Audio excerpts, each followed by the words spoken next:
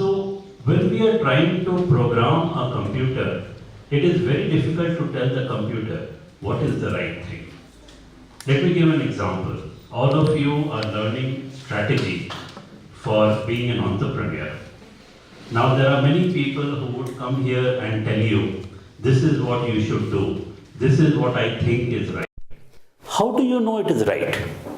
And the person will say, in my gut, I can feel in my stomach, this is the right move to do. And the question is, how do I write a book which says it is good in the stomach? So, how do you create a computer program which is better than strategy? Something that can simulate strategy.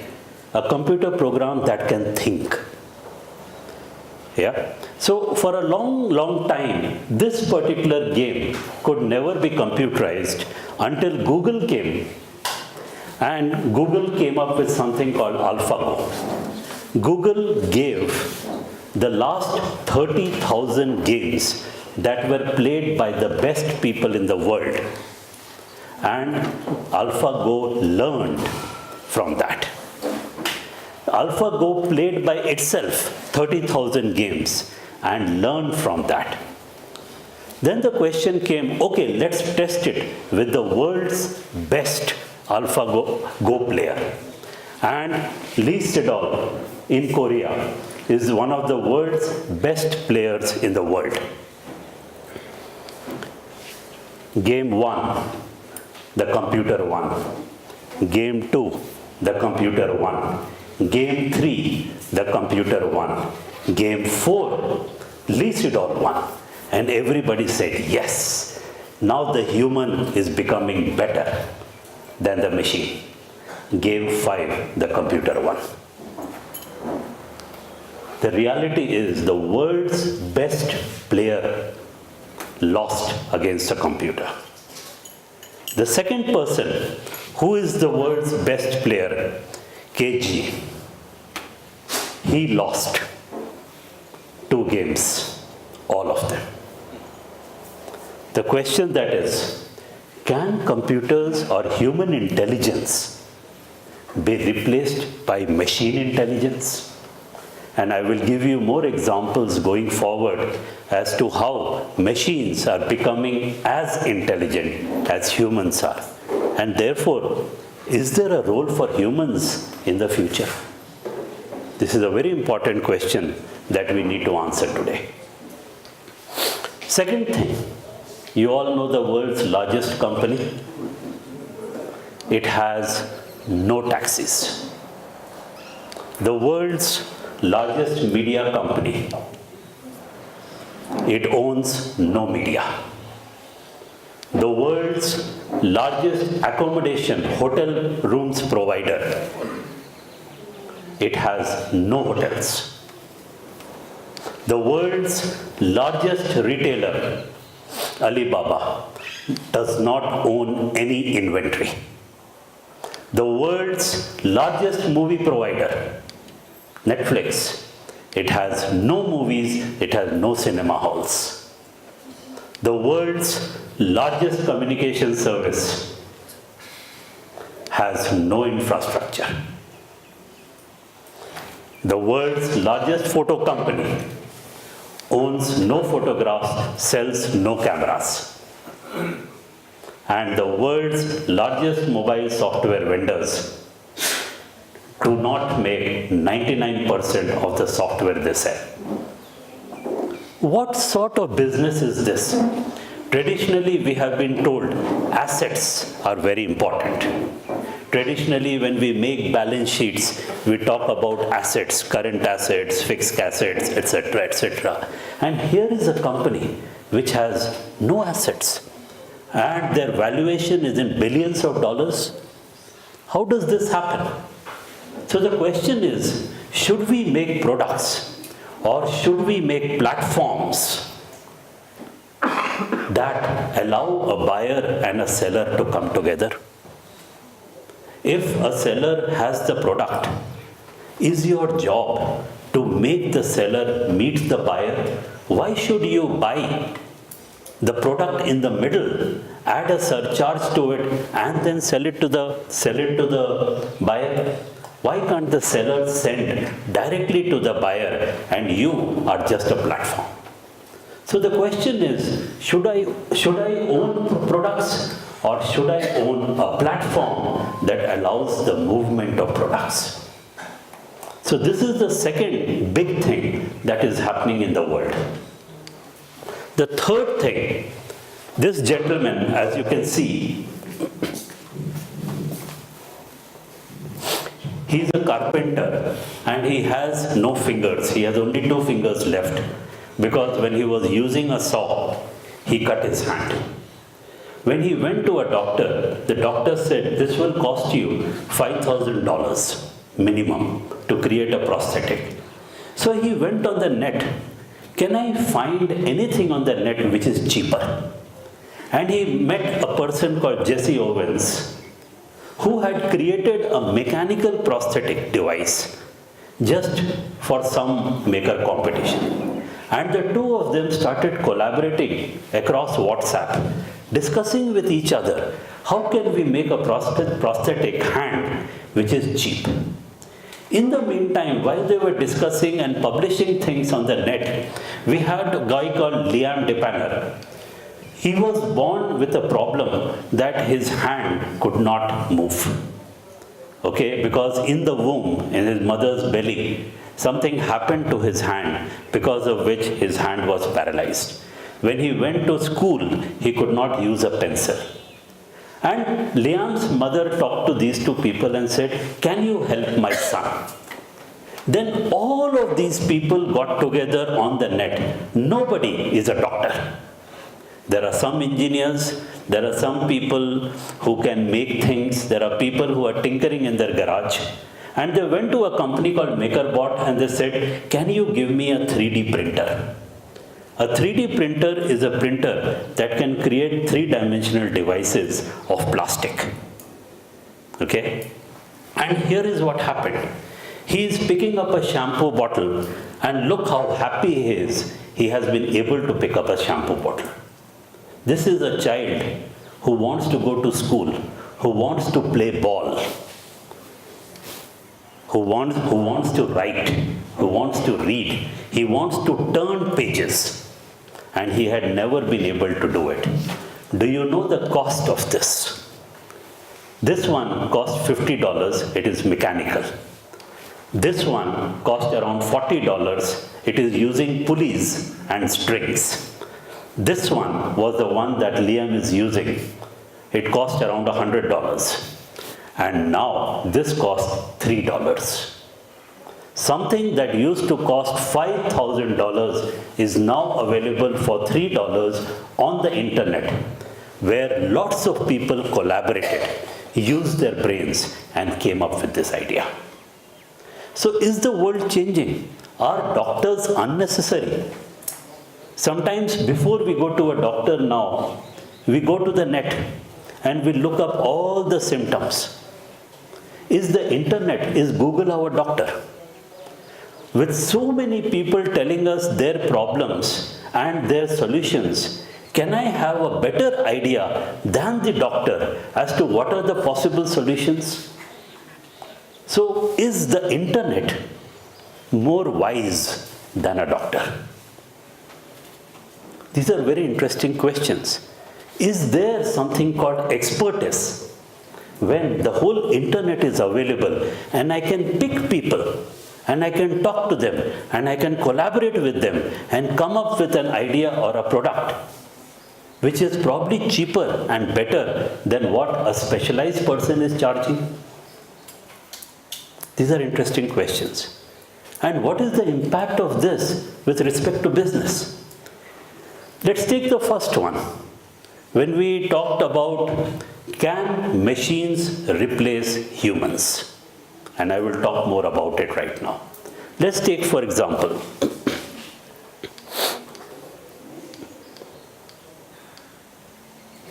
ATMs.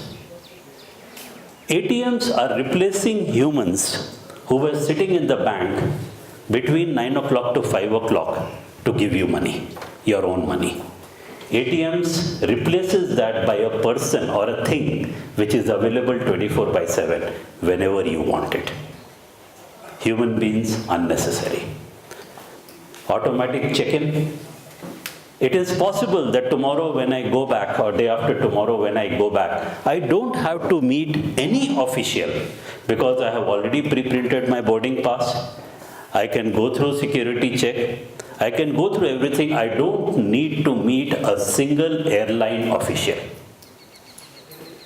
Do I need humans?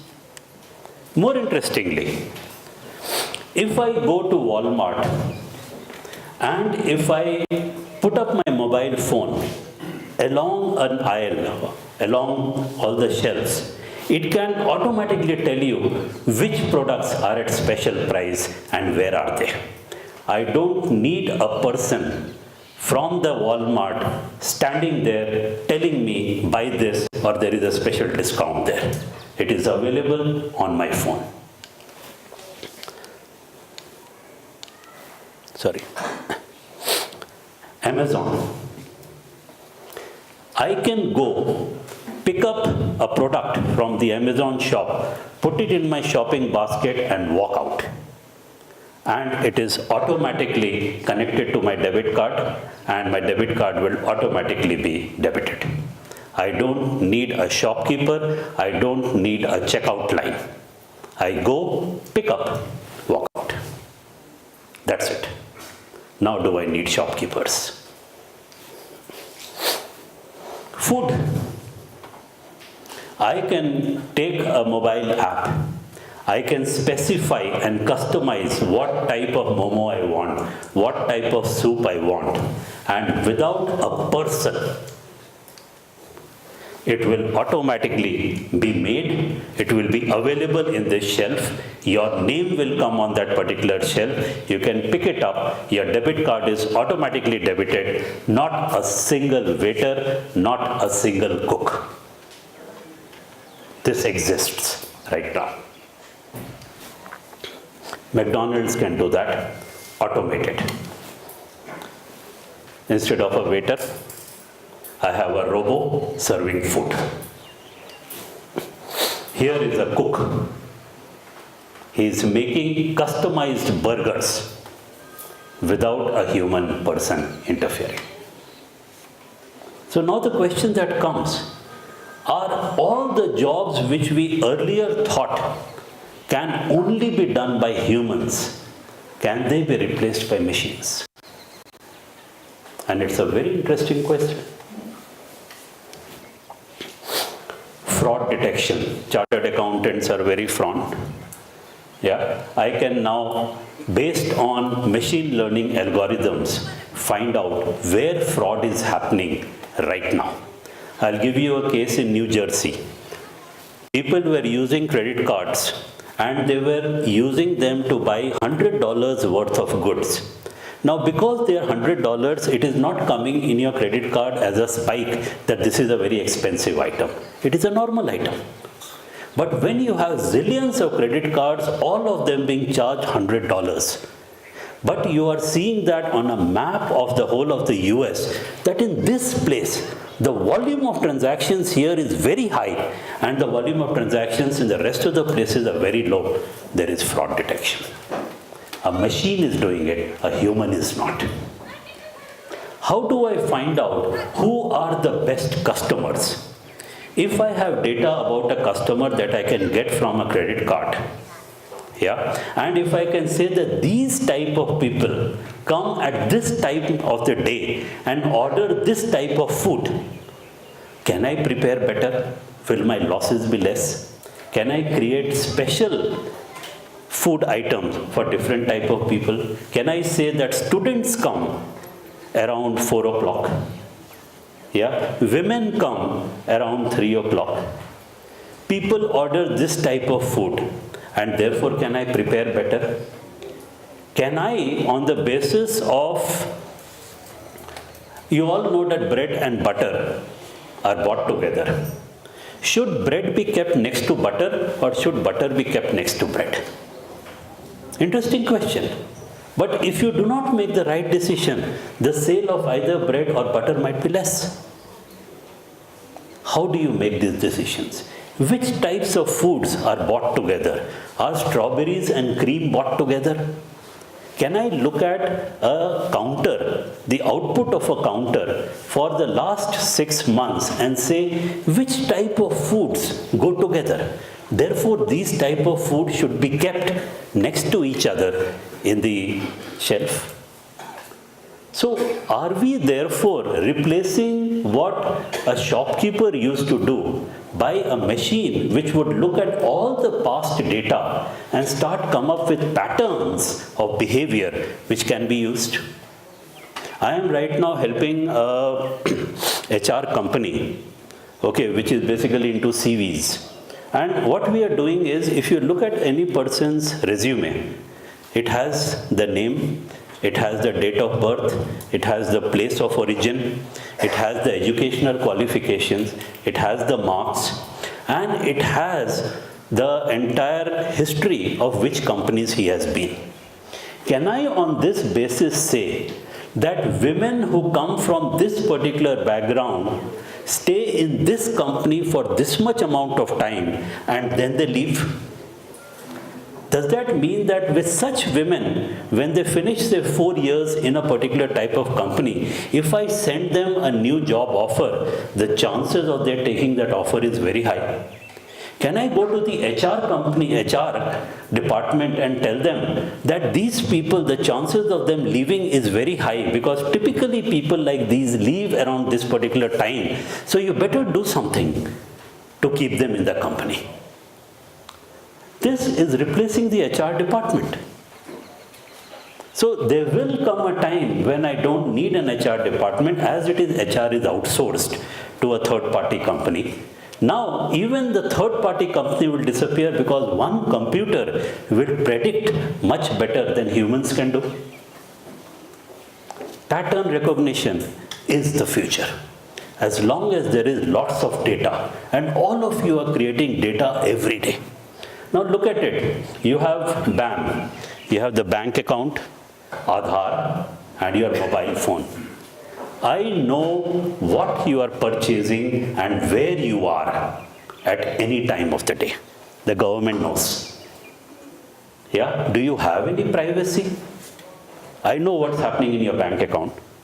I know who you are. I know your background because Aadhaar has the entire background. Yeah? The census that used to take 10 years can be finished immediately, because every time a child is born, Aadhaar card, all the details are there.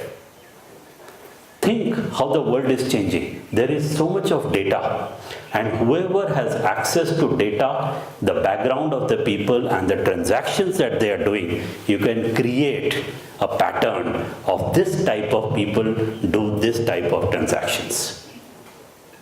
Why do I need humans for this? Why do I need a consultant, one of those big fives, to tell me something that I can collect from data? These are very, very interesting questions, and this is how the future is happening. Okay. Wealthfront is a company that does investment. It has no investment advisors. There is only one software. And the software looks at your risk profile based on your credit card data and everything. What houses do you own, how much EMI you are paying, how many family members, what age they are. And based on that, the computer makes a recommendation that this is the best investment for you. And Wealthfront is outperforming all the hedge funds in the United States today. Again, do I need an investment advisor? Another job gone. This is a gyroscope. Okay, it tells you what is the angle at which something is. And this gyroscope costs $10,000, and you need around 22 of them in a drone. You have all used drones. It's one of the most favorite things that people use now. This now costs $3, the same gyroscope. So will delivery happen through this?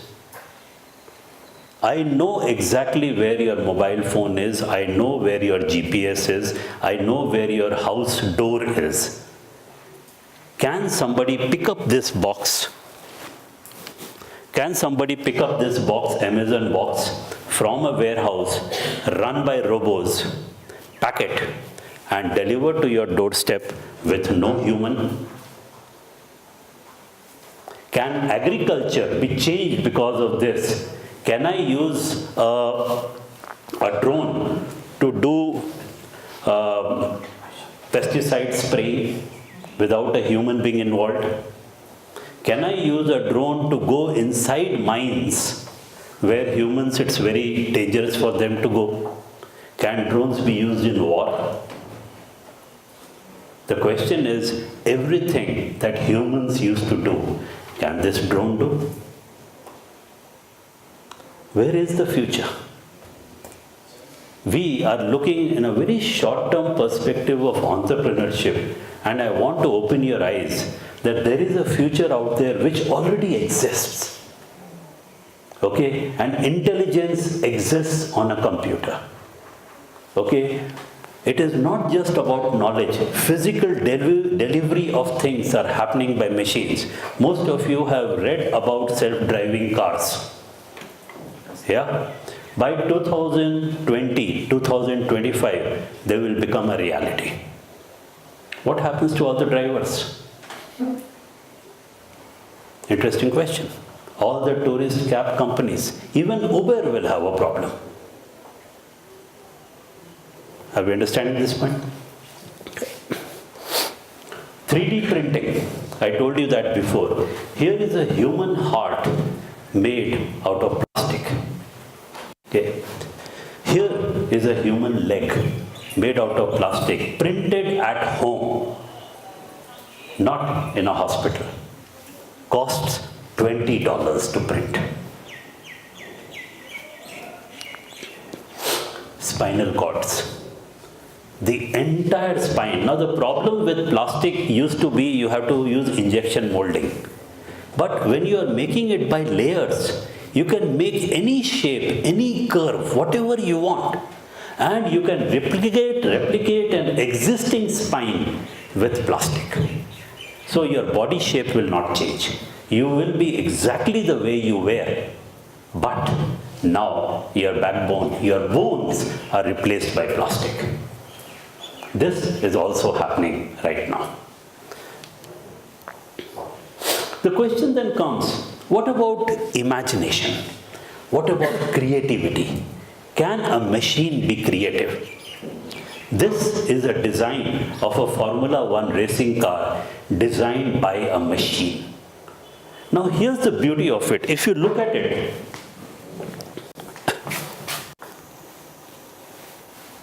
the left side is actually smaller than the right side, because normal cars drive on normal roads, and when people design cars, they design them symmetrically. But a Formula One car only goes around in circles. If you have to go around in circles, why should it be symmetric? One side is smaller, one side is bigger. It is actually more efficient. Now, a computer designed a Formula One car which is actually better designed than the best designers of the world. This is that car. You can see inside the chassis, which is the same one, but it has been designed by a computer. The Shanghai Tower, designed by a computer, not by a human architect. And it has saved 58 million construction costs. Rembrandt, one of the old painters, each painting cost 33 million.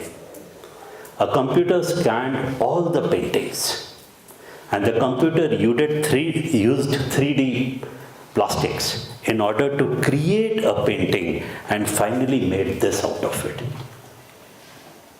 $10 for a 33 million worth painting. And this is a brand new painting. It is not a copy of an old painting.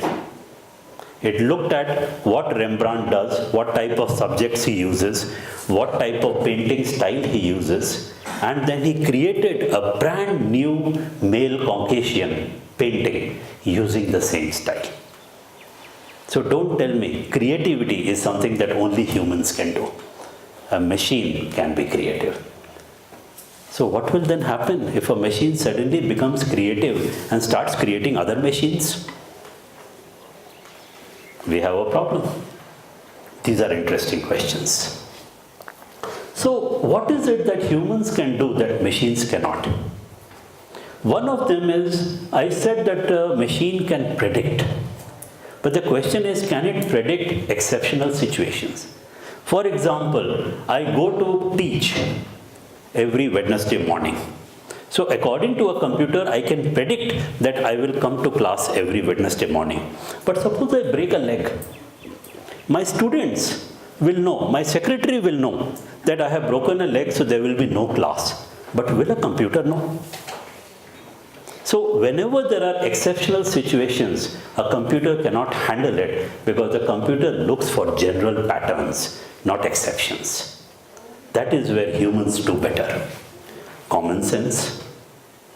Now look at, you all know what is surge pricing in Uber. When there is too much of demand, the price of Uber goes up. Now a cleric, an Islamic cleric, took 30 persons hostage in Australia. So everybody wanted to leave that place because he had a bomb, and everybody started using Uber in order to leave the place. So Uber as a software cannot determine that this is a hostage crisis situation, and therefore it should not do surge pricing. So a computer can only do what it thinks is right. It does not take human values into account. That is where humans work better. Interviewing and confirmation bias.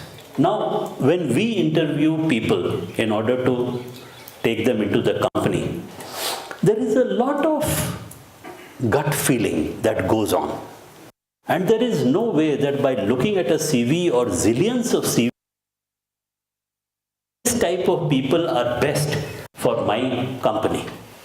You have to talk to them face to face. You have to get a feel of whether he will fit my profile, whether he will be a right fit for my culture. How do I put culture into a computer? Do we understand this part also? So there are certain things, human connections. You can't replace a nurse by a computer. Because that human connection, the empathy that a nurse has, okay, who understands what your problem is, who will listen to you, who will soothe you, who will tell you, no, things will be okay tomorrow, etc. How can a computer do that? So anything that depends on human relationships cannot be replaced by machine intelligence. So there are certain things that we believe only humans can do, and they can be replaced by machines. And there are certain things that we know only humans can do, and they cannot be replaced by machines. But don't underestimate the machines. Okay, there are a lot of people. Let's talk, for example, sentimental analysis. I can, by going through your Facebook profile, actually tell you what type of personality you are. Okay, I can, by reading or by scanning all your status updates, say whether you are a negative person, whether you are a positive person, whether with respect to Ram Rahim, are you positive or are you negative, etc., etc. I can know your sentiment. What is your feeling about a certain topic only by scanning your words. So that means that tomorrow I can read your entire email, and therefore I can say, are you normally a positive person? Are there certain things that you feel strongly about? Are these things relevant for my job? Therefore, should I hire you or not? I can understand your sentiment. So, doing a lot of sentiment analysis, okay, and we are figuring out that I can tell a lot more about a student and his future by looking at all the WhatsApp messages that he has been sending than anything else.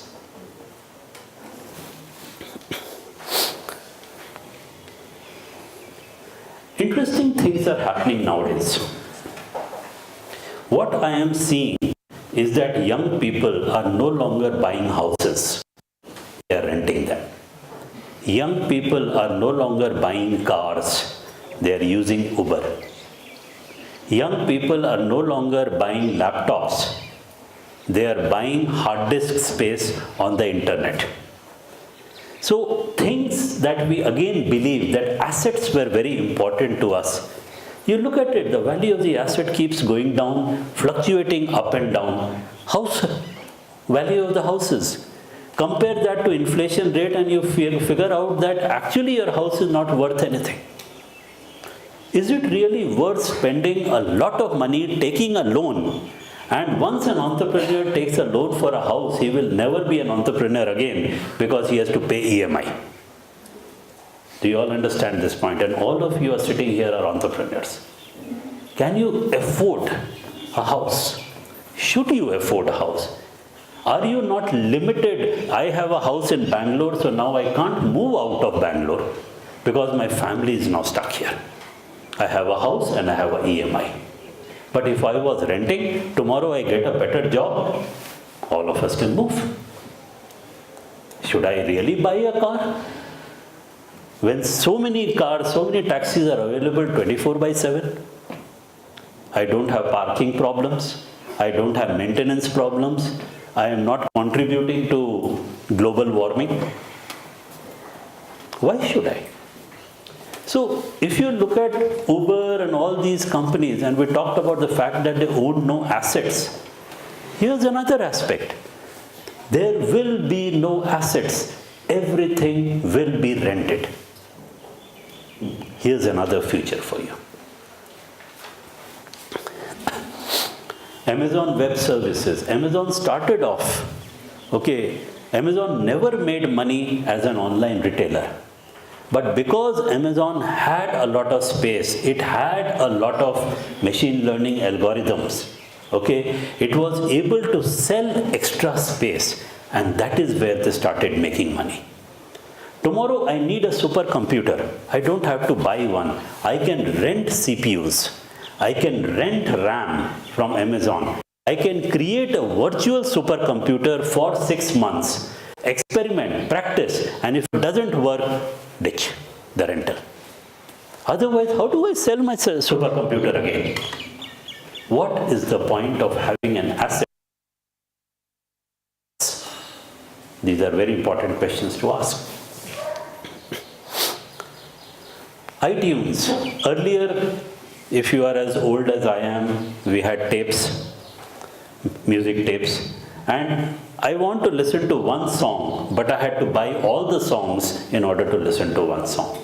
Then we had CDs. Now I can listen to one song that I want. I don't have to go sequentially. But still, somebody bundled a lot of songs because I wanted to listen to one song. What did iTunes do?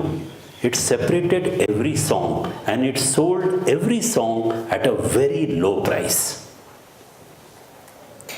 So things that were bundled earlier, things which used to come together, now have been broken up into small pieces and they can be sold separately. Does it mean, for example, I will give you a very traditional example. The Industrial Revolution started when we had steam engines.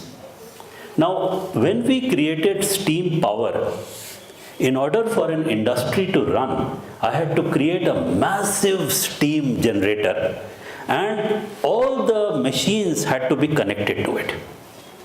When steam was used to create electricity, a change happened.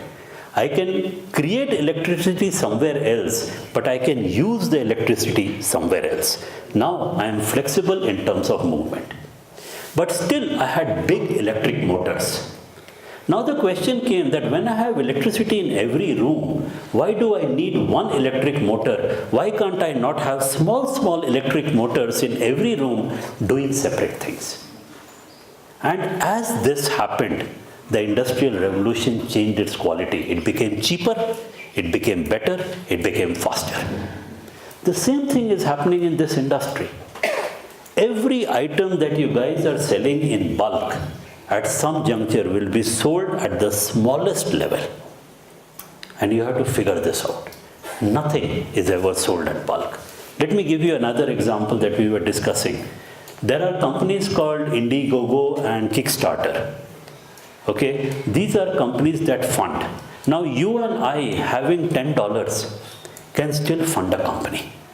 So having lots of funders, each of them giving $10 versus going to an investment banker and saying, find me $1 million at some 10% or 20% rate. Here are guys, I can find 1 million people or 100,000 people, each of them willing to give me $10 for a certain discount of the product if the product comes up. Does that mean that funding, which used to be bulk funding, now has come to the smallest unit? These are also interesting trends. Movies. Earlier we used to download movies. Before that we used to buy video cassettes and things like that. Now we stream. We do not own an asset. We do not own a copy. We pay for the use, but we do not buy it. So things which were products have now become services.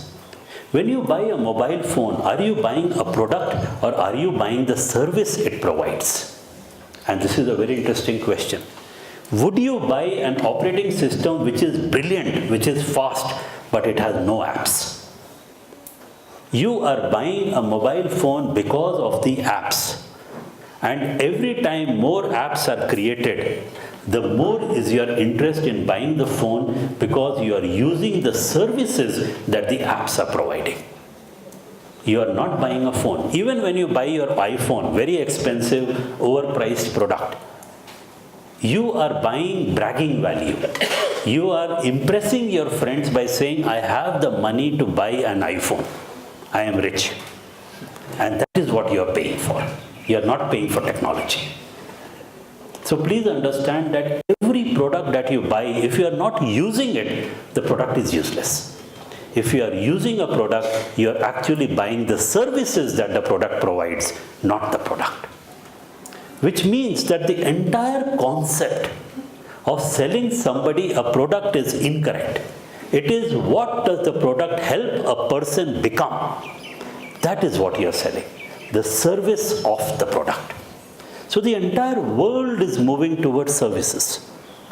And when you have services, you have pay per use. If I'm not using your service, I don't want to pay for it. I have a mobile phone that I have purchased, but if I'm not using the apps or all the features of the mobile phone, why do I have such an expensive mobile phone? Can I rent a mobile phone? Use it for as long as necessary, replace it and then get another one? Is rental a service, not a purchase of an asset? These are interesting questions.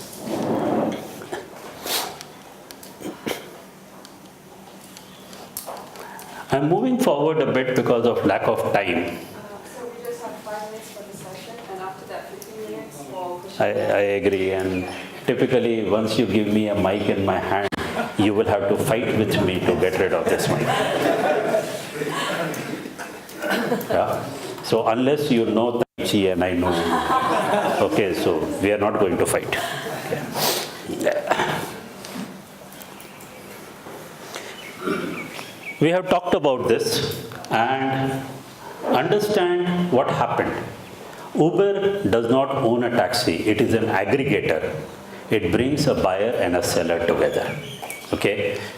Look at what happened. At one time, Meru had a 75% market share of the Indian market. Now it has 12%. So I want you guys to understand that Meru actually created assets. Meru bought the cars and they loaned it out or they gave it out on a daily basis to drivers. Imagine sitting on 12,000 cars, maintaining them, and the cost associated with that. While if somebody already has a car, and we were discussing with Ashil about something called blah blah cars, okay, in France. Now, the point is that if I want to go from one place to another, is there an app which says, guys, I am going from this place to, I am going from Dharamshala to McLeodganj. Anybody who wants a ride can come to this particular place. Okay, so I'm going empty. I have 4 passenger seats which are empty. But can I therefore advertise this service, which is just a time-bound service because I'm doing it. And there might be somebody sitting out there saying, oh my God, I have to go to McLeodganj, where is the jeep and 15 rupees or whatever it is. Why not travel in an AC car? Yeah. So these are important questions. Is there a need for a buyer? Is there a seller who can temporarily provide the need? Can you be a broker in the middle and provide a platform for this? Now, we were discussing search pricing. Uber has search pricing. Now, some of you want to do Momo restaurants. Some of you already have Momo restaurants. But a party on Saturday night, 3 o'clock in the morning, if you're feeling hungry, can I put on a app, guys, I want 200 momos and I'm willing to pay double the price for it? I'm sure some of you are still awake at 3 o'clock in the morning surfing the net. And you can see that, you can say, okay, I will deliver, it is very near to my house. Okay, and I will go to the kitchen, make 200 momos and deliver at double the price. Search pricing based on demand.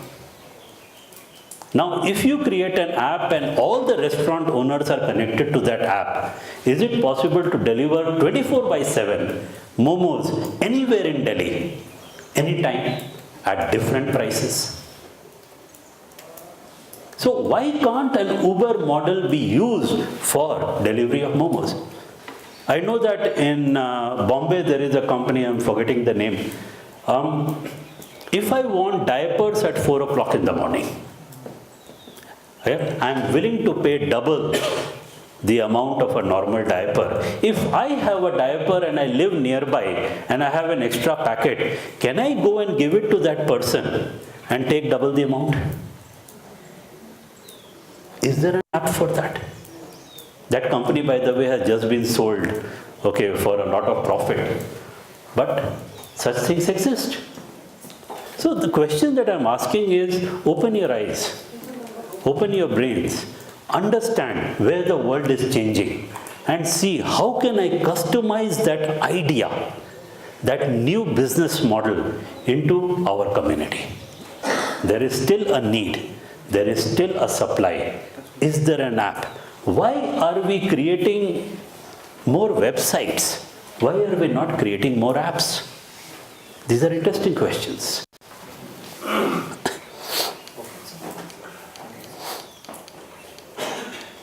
I have already talked about crowdfunding. I have talked about Kickstarter. There is something called crowd lending. If I want money, I can even lend through a crowd at an interest rate. So a person can say, I am willing to pay this much interest rate for this much amount of money. How many people are willing to give that money for that interest rate?